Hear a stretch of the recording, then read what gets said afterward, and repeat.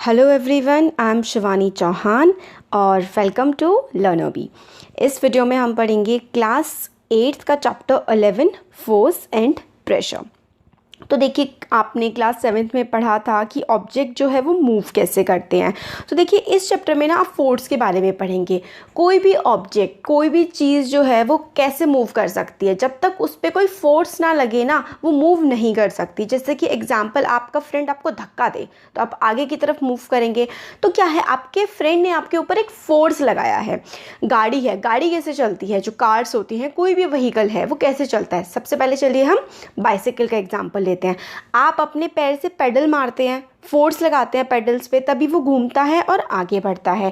Cars में क्या होता है, कार्स में इंजन होता है जो फ्यूल की हेल्प से चलता है। आप चाबी घुमाते हैं तो उस पर एक फोर्स अप्लाई होती है, फ्यूल जाता है वहाँ पर और कार रन करती है। तो कोई भी चीज़ जो है ना, वो एक फोर्स लगने के बाद ही ऑपरेट कर सकती है। तो इस चैप्टर में वही हम पढ़ेंगे, फोर्स के बारे में और प्रेशर के बारे में। कोई भी चीज़ जो है वो कैसे मूव करती है। और फोर्स क्या होता है, पुश या फिर पुल।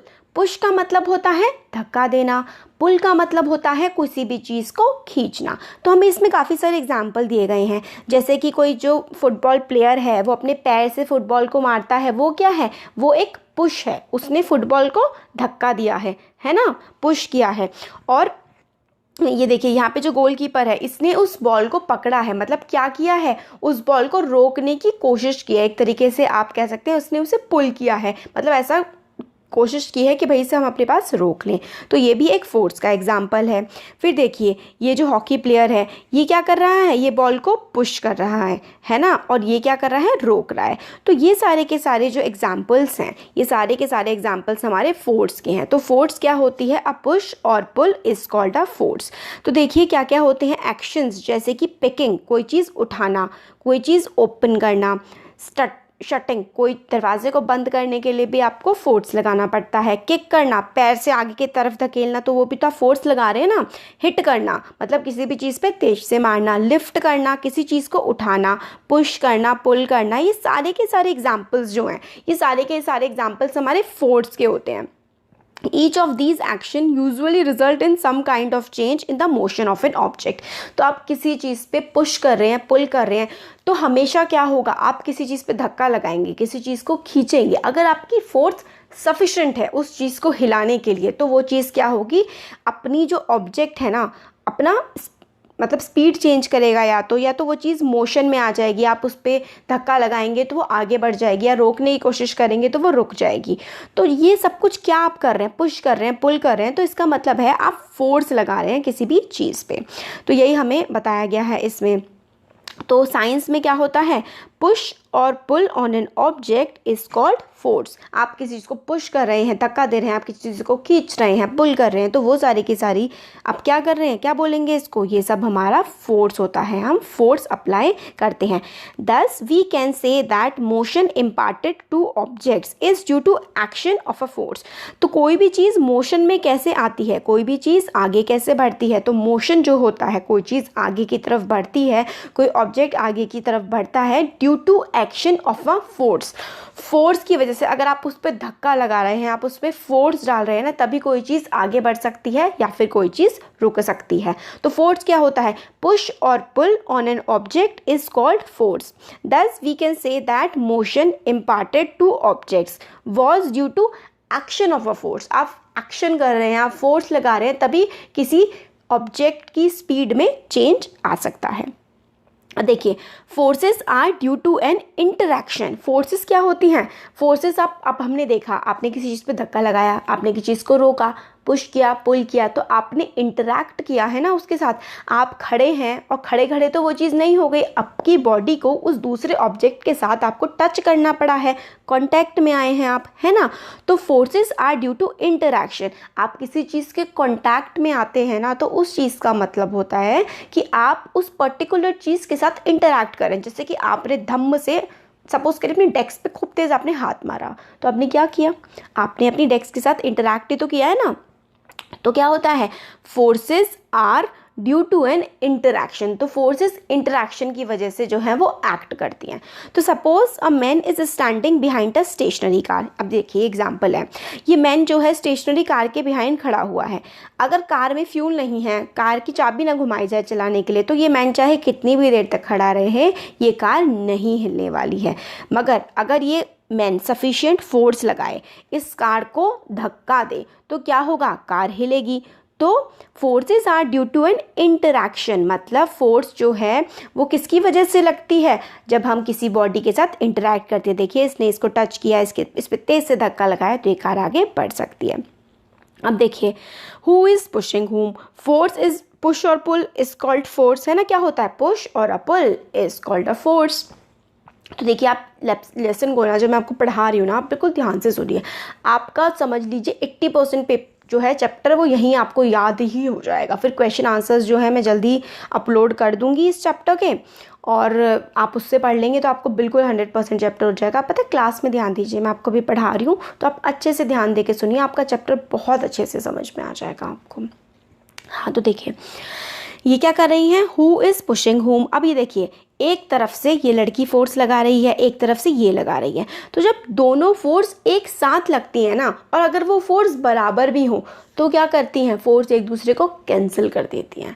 अगर ये दोनों लड़कियों में बिल्कुल बराबर ताकत है ना, तो ना ये लड़की हिल पाएगी ना दूसरी लड़की हिल पाएगी। तो एक तरह से फोर्स क्या करती है, एक दूसरे को पुश करते हुए कैंसिल कर देती है। बट अगर एक लड़की में दूसरी लड़की से फोर्स ज़्यादा होगी, सपोज करिए ये लड़की ए है, ये लड़की बी है, पहले ये दोनों जो फोर्स लगा रही हैं एक दूसरे की तरफ वो बिल्कुल बराबर है, तो बिल्कुल नहीं हिलेंगी ये। मगर ए वाली ने ज़्यादा तेज़ फोर्स लगा दी बी वाली के कंपैरिजन में, है ना, तो क्या होगा, ए वाली बी वाली को पीछे की तरफ धकेल देगी, है ना, तो फोर्स बी वाली की तरफ ज़्यादा लग जाएगा अगर ए ज़्यादा फोर्स लगा रहा है तो मूव हो जाएगा ऑब्जेक्ट। तो ऑब्जेक्ट को मूव करने के लिए ना एक फोर्स का दूसरी फोर्स से ज़्यादा होना ज़रूरी है। अगर दो ऑब्जेक्ट एक दूसरे पर बराबर की फोर्स लगा रहे हैं ना, तो ऑब्जेक्ट मूव नहीं होगा। ठीक है, अभी देखिए हु इज़ पुलिंग हुम। अब देखिए जो ये होता है गोल गोल गोल गोल घूमने वाला, एक दूसरे को खींचते हैं ना और फिर गोल गोल गोल गोल घूमते हैं, तो ये भी एक फोर्स का एग्जाम्पल है। अब यहाँ पे देखिए, अब ये जो फार्मर है ये अपनी बैल को पुल करने की कोशिश कर रहा है, बट बैल जो है वो पीछे की तरफ जा रही है, ये इसको आगे की तरफ, ये जो है ये पीछे की तरफ जा रही है, ये इसको आगे की तरफ खींचने की कोशिश कर रहा है। तो फोर्सेस अपोजिट डायरेक्शन में लग रही है ना, ये पीछे की तरफ कर रहा है और ये इधर की तरफ कर रहा है, तो ज़्यादा मेहनत लगानी पड़े, जिसमें ज़्यादा ताकत होगी वो उसी तरफ जा कर के फोर्स लग जाएगी। तो इसमें हमें यही बताया गया है, इन एग्जाम्पल से हम ये समझ सकते हैं कि at least two object must interact for a force to come into play. तो फोर्स को अगर लगना है तो कम से कम दो ऑब्जेक्ट्स का होना ज़रूरी है। दस interaction of one object with another object result in force between two object. जब दो ऑब्जेक्ट आपस में इंटरैक्ट करते हैं तो उन पे क्या लगती है, फोर्स लगती है। अब एक्सप्लोरिंग फोर्सेस, अलग अलग फोर्सेस के बारे में हम लोग इसमें जानेंगे, यही हमें इसमें बताया गया है। तो गेम ऑफ टग, तो टग ऑफ वॉर क्या होता है, टग ऑफ वॉर रस्सी खींच वाला जो गेम होता है ना, ये वाला, इसको हम टग ऑफ वॉर कहते हैं। तो टग ऑफ वॉर में क्या करता है, जो रोप है वो अपोजिट डायरेक्शन में हम लोग क्या कर रहे हैं, फोर्स लगा रहे हैं। जैसे ये वाली टीम ए है सपोज करिए और ये वाली टीम बी है। टीम ए इस तरफ फोर्स लगा रही है और टीम बी इस तरफ फोर्स लगा रही है, तो क्या होता है, रस्सी कहीं को भी नहीं हिलती है, क्योंकि दोनों की अलग अपोजिट डायरेक्शन में जब फोर्स लगती है तो क्या होता है, हिलना चीज़ का मुश्किल हो जाता है। फिर क्या होगा, एकदम से जिस डायरेक्शन में फोर्स ज़्यादा होगी उस तरफ को क्या होगा, रस्सी मतलब हिल जाएगी और वो वाली टीम जीत जाएगी जिस तरफ ज़्यादा फोर्स लग जाएगी। अब देखिए forces applied on an object in the same direction add to one another. जब देखिए आपको ये सपोज करिए एक बड़ा सा ब्लॉक है, ए इंसान है एक, वो भी इसकी तरफ फोर्स लगा रहा है, बी इंसान है ये भी इसकी तरफ फोर्स लगा रहा है, मतलब फोर्स क्या है, सेम डायरेक्शन में लग रही है। जब फोर्स सेम डायरेक्शन में लगती है तो फोर्स ऐड हो जाती है, तो ए की फोर्स प्लस बी की फोर्स हो जाएगी और ये ब्लॉक जो है आगे मूव कर जाएगा। जब फोर्स सेम डायरेक्शन में लगती है तो फोर्स क्या होती है, ऐड हो जाती है। बहुत इंपॉर्टेंट पॉइंट है, बिल्कुल दिमाग में बसा लीजिए। When force is applied on an object in the same direction it gets added. Force add हो जाती है जब सेम डायरेक्शन में लगती है, ठीक है। इफ फोर्सेस जो है वो अपोजिट डायरेक्शन में लगती हैं तो net force acting on it is difference between two forces. अगर फोर्स अपोजिट डायरेक्शन में लग रही हैं तो क्या होगा, फोर्स की वैल्यू क्या आएगी, फोर्स की वैल्यू हमें ए माइनस बी करनी पड़ेगी। The net force acted on it difference between the two forces, तो टू फोर्सेस के बीच का डिफरेंस जो होगा वो हमें बताना होगा। अगर फोर्स अपोजिट डायरेक्शन में लग रही है, सेम डायरेक्शन में लग रही है फोर्स, तो दोनों को ऐड करेंगे। दो फोर्सेस अपोजिट डायरेक्शन में लग रही हैं तो उन फोर्सेस को हम क्या करेंगे, सब्ट्रैक्ट करेंगे। बहुत इंपॉर्टेंट कॉन्सेप्ट है, बसा लीजिए दिमाग में आप इसको बस। अब मैग्नीट्यूड क्या होता है, strength of force is usually expressed by its magnitude. तो फोर्स में आप कितनी जान से किसी चीज़ पे फोर्स लगा रहे हैं वो उसका मैग्नीट्यूड होता है, इसकी वैल्यू होती है। जैसे कि 10 न्यूटन, फोर्स की यूनिट होती है न्यूटन, तो आप कितनी फोर्स लगा रहे हैं, 10 न्यूटन फोर्स लगा रहे हैं, 20 न्यूटन फोर्स लगा रहे हैं, तो वो फोर्स का मैग्नीट्यूड हो जाएगा। जो आपकी ताकत आप लगा रहे हैं ना किसी भी चीज़ पे, वो फोर्स का मैग्नीट्यूड होता है। We also have to specify direction in which force acts also. If direction or magnitude of applied force changes, it affects also changes. हम लोग को डायरेक्शन भी बतानी पड़ती है कि किस डायरेक्शन में हम फोर्स को लगा रहे हैं, और जैसे कि डायरेक्शन चेंज होती है फोर्स की तो उसका मैग्नीट्यूड भी बदल जाता है। तो in general more than one force may be acting on an object. तो जनरली क्या होता है, एक ऑब्जेक्ट पे बहुत सारी फोर्सेस एक्ट कर रही होती हैं। However effect on the object is due to net forces acting on it. एक ऑब्जेक्ट पे बहुत सारी फोर्सेस लग रही होती है, मगर उस पे जो टोटल जो फोर्स लग रही होती हैं मिल करके सबके ऐड होकर के उस ऑब्जेक्ट पे फोर्स लगती है। इफेक्ट जो देखिए, जैसे ऐसा मैं आपको एग्जांपल देके समझाती हूँ।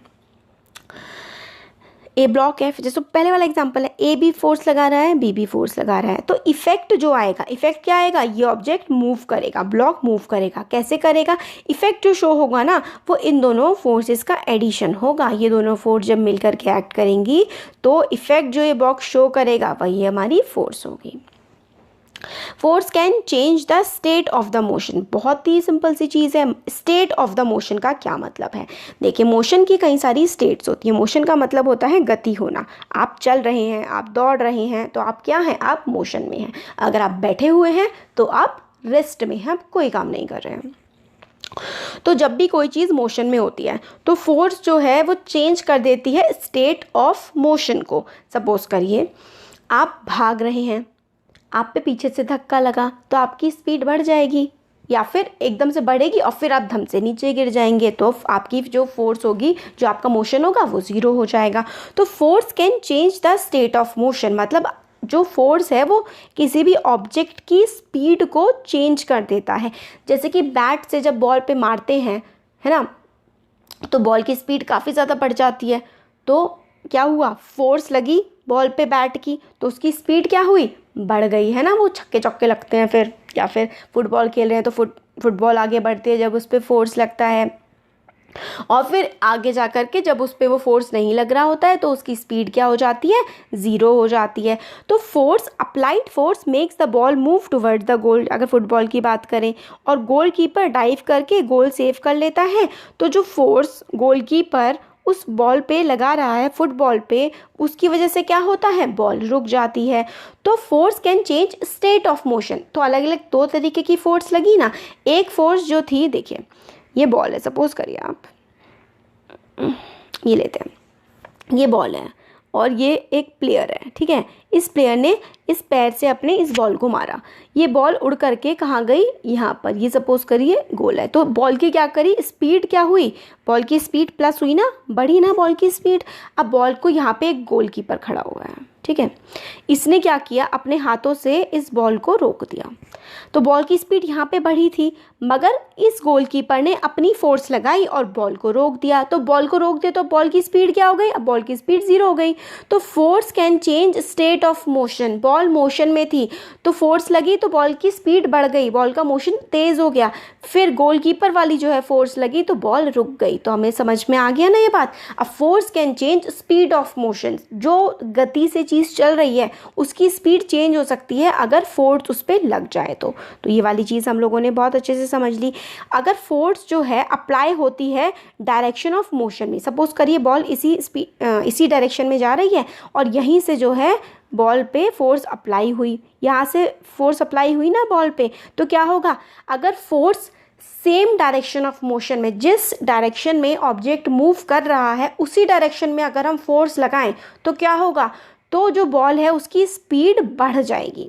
ठीक है, अगर सेम डायरेक्शन में फोर्स लगाई जाए तो स्पीड इंक्रीज होती है। इसका उल्टा, अगर अपोजिट डायरेक्शन में फोर्स लगाई जाए तो किसी ऑब्जेक्ट की स्पीड क्या हो जाती है, कम हो जाती है। ये हम लोगों ने देख लिया। अब ये देखिए यहाँ पे यही बताया गया है, change in either the speed of an object और इट्स डायरेक्शन ऑफ मोशन और both described as the change in its state of motion. State of motion में चेंज आ जाता है। Change in either speed of object, object की speed भी change हो जाती है, डायरेक्शन ऑफ मोशन भी चेंज हो जाता है। तो दस फोर्स में bring change in the state of motion of an object. यही हमने पूरा का पूरा पढ़ा है कि जो फोर्स है वो डायरेक्शन ऑफ मोशन जो होती है और मोशन की जो भी स्टेट होती है ना उसमें चेंज लेकर के आ जाती है। अब state of motion, state of motion of an object is described bye its speed and the direction of motion. तो स्टेट ऑफ मोशन जो है किसी भी ऑब्जेक्ट पे लग रही है वो कैसे डिस्क्राइब करते हैं, उसकी स्पीड से और उसके डायरेक्शन से। मतलब कितनी, आप कैसे कह सकते हैं कि कोई भी ऑब्जेक्ट मोशन में है, उसकी स्पीड कितनी स्पीड से वो चल रहा है और किस डायरेक्शन में वो चल रहा है, ये देख करके हम बता सकते हैं कि उस ऑब्जेक्ट की स्पीड क्या है, या फिर वो ऑब्जेक्ट मोशन में है या फिर स्टेट में है। अगर कोई चीज़ रेस्ट पे होती है तो उसकी स्पीड 0 होती है, ये हम लोगों ने पढ़ लिया है। अब does it meant that application of force would always result in the change in the motion of object। अब क्या ऐसा है कि हमेशा जब भी हम किसी चीज़ पे फोर्स लगाएं तो वो स्पीड, वो ऑब्जेक्ट जो है वो मोशन में आ जाएगा। मतलब आपने अपने फ्रेंड को धक्का दिया तो वो तो गिर जाएगा, है ना। बट अगर आप अपने घर की दीवार को धक्का देंगे तो क्या दीवार हिल जाएगी? सोचिए सोचिए, नहीं हिलेगी भाई। क्यों? क्योंकि आपने इतनी फोर्स लगाई ही नहीं है जितनी उस दीवार को हिलाने के लिए ज़रूरत है। तो हमें सफिशिएंट फोर्स लगानी पड़ेगी अगर हमें कोई बड़े ऑब्जेक्ट को हिलाना है, तो हम लोगों को इतनी फोर्स लगानी पड़ेगी, उससे ज़्यादा जितनी वॉल ने खुद को नीचे जमाने के लिए फोर्स लगाई हुई है ना, उससे ज़्यादा फोर्स अगर हम वॉल पे अप्लाई कर सकें तो ही वॉल हमसे हिल जाएगी। और हम इतनी नहीं कर पाते हैं, इसलिए हमसे जो है वो दीवार नहीं हिलती है। तो no effect of force is observe when you try to push a wall, क्योंकि इतनी फोर्स आप उस पर नहीं अप्लाई कर पाते जितनी उसको हिलाने के लिए ज़रूरत है। अब ये देखिए, इसमें है force can change shape of an object. ये भी कितना सिंपल एग्जांपल है। बलून है, मोटा सा होता है, आपने धप्प करके उसको दबा दिया, क्या हो जाता है? फूट जाता है, शेप चेंज हो जाती है ना ऑब्जेक्ट की। पानी की बॉटल है, आप उसको दबा दीजिए तो उसकी शेप क्या हो जाती है? चेंज हो जाती है। दबाया का क्या मतलब है? आपने फोर्स अप्लाई की है ना। दबाने का यही तो मतलब है कि आपने उस बॉटल पे फोर्स अप्लाई की है। तो force can change the shape of an object. तो force of an on an object may changes shape. तो शेप चेंज हो सकती है किसी ऑब्जेक्ट की अगर आप उस पर फोर्स अप्लाई करें तो हम लोगों ने क्या क्या पढ़ा? Force may make an object move from rest. Rest से मतलब कोई चीज़ आराम से है, बॉल आराम से है, पड़ी हुई है, बिल्कुल नहीं चल रही, आपने लात मारी, फोर्स लगाई, वो आगे बढ़ गई। तो may make an object move from rest, rest से आगे मूव कर सकता है object. May change speed of an object if it is moving.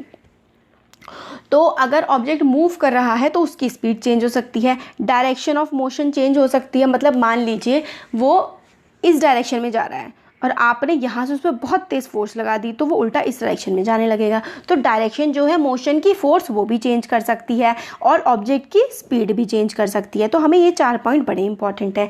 Object, force can move an object from the rest, force can change speed of an object, force can change direction of motion of an object और force can change shape of an object. ये 4 चीज़ें बड़ी important है, आपको बिल्कुल ही अच्छे से याद रखनी है।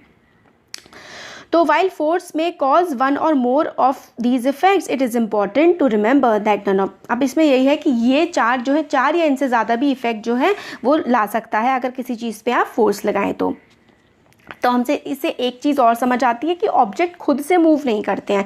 ऑब्जेक्ट की जो स्पीड है वो चेंज कर सकती है या फिर डायरेक्शन चेंज कर सकती है, शेप चेंज कर सकती है जब हम उससे बाहर से कोई फोर्स अप्लाई करें, तभी उसकी जो है जो है मतलब शेप या फिर डायरेक्शन या फिर मोशन चेंज होता है। अब कॉन्टैक्ट फोर्सेस, तो कॉन्टैक्ट फोर्सेस में पहली आती है muscular force, very important. Contact forces में क्या आता है? Muscular force. मस्कुलर फोर्स क्या है? हमारी बॉडी में क्या है? मसल्स ही तो है। तो हम किसी चीज़ पे फोर्स अप्लाई करेंगे तो वो क्या होगी? वो मस्कुलर फोर्स होगी, क्योंकि हमने वो फोर्स अप्लाई की है किसी चीज़ पे अपनी मसल्स की मदद से। तो जो मसल्स की मदद से फोर्स अप्लाई होती है उसको हम मस्कुलर फोर्स कहते हैं। तो देखिए बॉक्स में हमें बताया गया है कि क्लास 7th में हमने पढ़ा था कि एलिमेंट्री कैनाल, जो डाइजेस्टिव सिस्टम होता है, उसमें खाना मुँह से नीचे की तरफ जाता है, एक फोर्स लगती है। तो वो भी क्या हुई? एक फोर्स लगी, इसी की वजह से खाना मुंह से पेट तक पहुंचता है। तो वो भी क्या है? मस्कुलर फोर्स है, एक कॉन्टैक्ट फोर्स है। तो मस्कुलर फोर्स क्या है? Contact force.